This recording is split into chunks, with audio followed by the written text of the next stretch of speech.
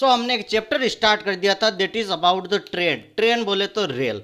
तो चैप्टर में मैंने इसके बेसिक कंसेप्ट को मैंने क्लियर करा दिया था और यहाँ पर मैंने जो कंसेप्ट की बात की थी, चार काफ़ी इंपॉर्टेंट कंसेप्ट थे। तो उन लेक्चर को एक अच्छे से देख लेना, इसके बाद ये क्वेश्चन करना, आपको सारा क्लियर हो जाएगा। तो ये कह रहा है कि एक ट्रेन ट्रैवलिंग एट 36 किलोमीटर पर हार क्रॉसेज ए पोल।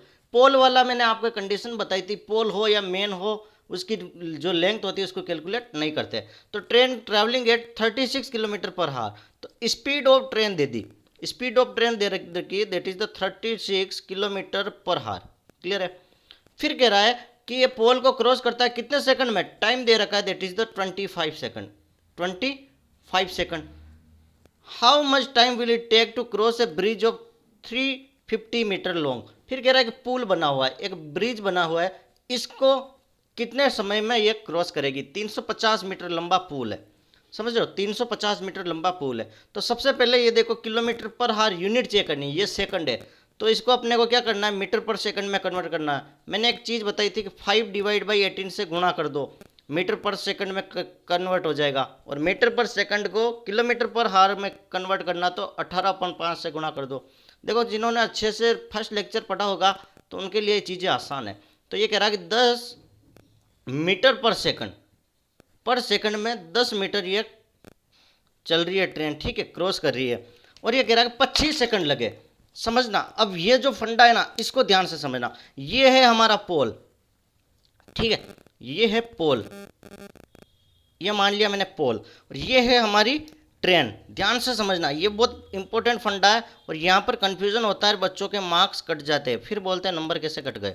ठीक है, तो ये है हमारी ट्रेन, ये लो आपके डिब्बे बना दिए।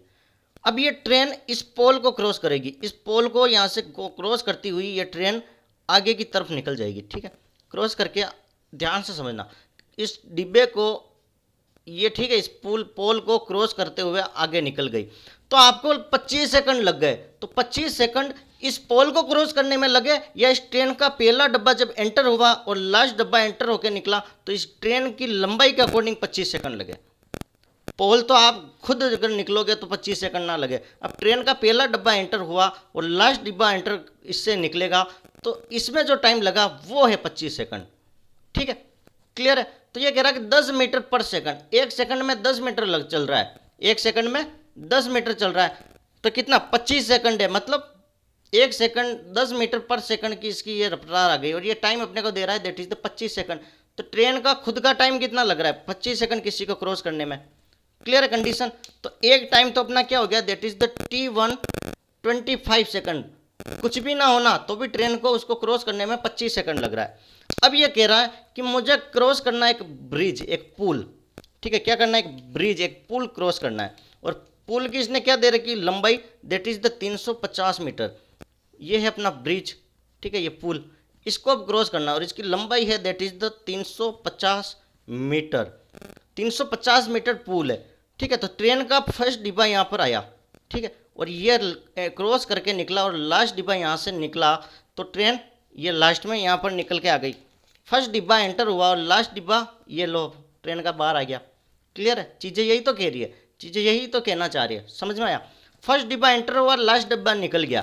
तो अगर पोल का एग्जाम्पल लिया था तो उसमें 25 सेकंड लग गए थे, और अब अगर इस पुल को क्रॉस करता है तो टाइम 25 सेकंड तो ट्रेन का खुद का डिब्बे को निकलने में लगेगा, प्लस इस पुल को क्रॉस करने में जो टाइम होगा, टाइम ऑफ ब्रिज। तो ब्रिज का टाइम किसे निकाले, तो आपको स्पीड बराबर क्या होगा, स्पीड का फॉर्मूला क्या है, डिस्टेंस अपॉन टाइम। तो टाइम क्या हो गया, D/A, distance upon speed. Distance आपको क्या रखी है, 350 मीटर, 350 मीटर का पुल है, और ये स्पीड क्या है, 10 मीटर पर सेकंड, 10 मीटर पर सेकंड की स्पीड है।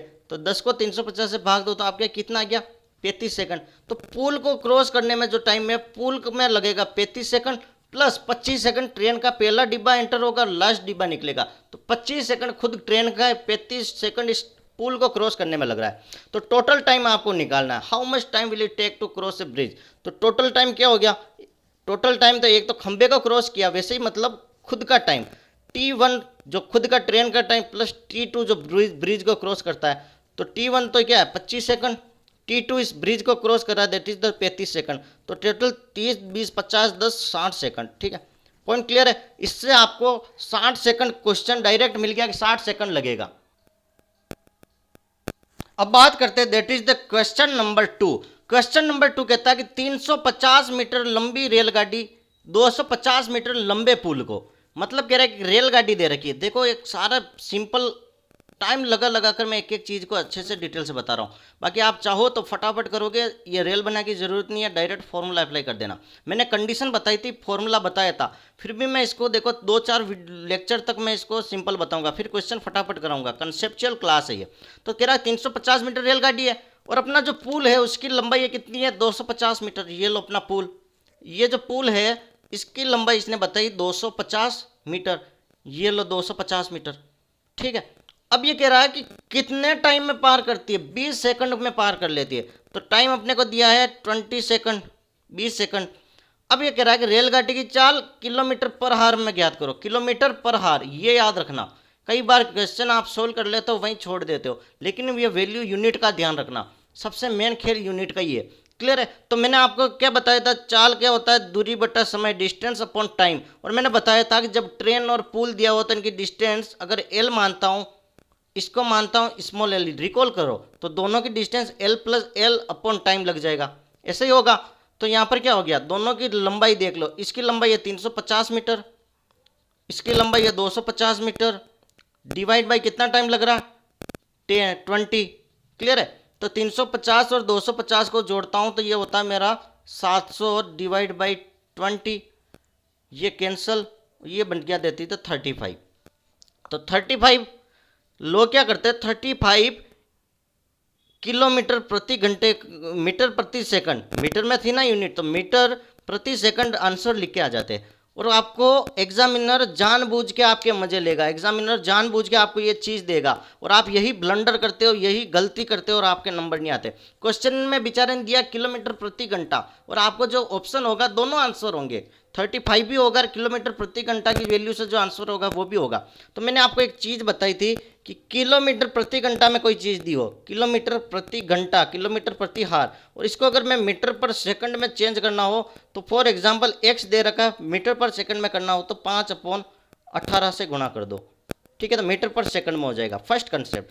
सेकंड कंसेप्ट मैंने बताया था कि मीटर पर सेकंड में दी हो और उसको किलोमीटर प्रति घंटा में कन्वर्ट करना हो।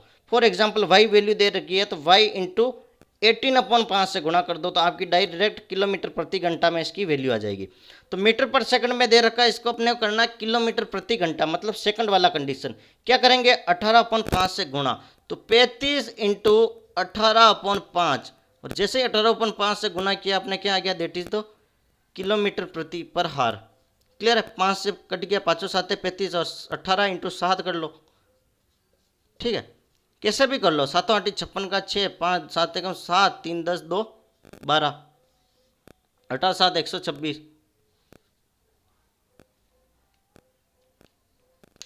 क्लियर है? तो यहाँ से आपको इसकी रेलगाड़ी की चाल पता चल गई, 126 किलोमीटर प्रति घंटा से चलता है। और अगर मीटर पर सेकंड में पूछे तो 35 मीटर पर सेकंड। तो आपको यूनिट चेंज करना याद आना चाहिए, चेंज करना सीख लेना। वैल्यू 5/18, 18/5 याद कर लेना, कन्फ्यूजन होता है। जितने क्वेश्चन की प्रैक्टिस करोगे उतने अच्छे से आप डिटेल में इसको सोल्व कर पाओगे। इसलिए मैं हर क्वेश्चन में ये लिख रहा हूँ, मैं पागल नहीं हूँ कि इसको लिख रहा हूँ, बार बार लिख रहा हूँ। तो इसको ध्यान से सुनो और इसको अच्छे से पढ़ो, नोट्स लगातार बनाते रहो, इससे अच्छा कोई भी नहीं पढ़ा सकता। ये तो मेरी गारंटी है कि इतना डिटेल में, इतना टाइम कंज्यूम करके एक एक कंसेप्ट को बार बार 10 बार बताए, नथिंग पॉसिबल। ये कोई बताता नहीं है, इतना टाइम कोई वेस्ट नहीं करता। इसलिए कहता हूँ ध्यान से पढ़ो, जितने भी क्वेश्चन करा रहा हूँ बाकी के क्वेश्चन सारे ऐसे ही कंसेप्ट पे चलेंगे, सारे हो जाएंगे। और हाँ, चैनल को लाइक शेयर सब्सक्राइब जरूर कर दे ताकि हर एक नोटिफिकेशन आपके पास आता रहे और आपकी हेल्प होती रहे। हर एग्जाम में ये इंपॉर्टेंट है, रेलवे का ले लो, CSET का उठा लो, कोई भी SSC का एग्जाम उठा लो, कंसेप्ट देखो सब जगह सेम रहता है। Thank you so much.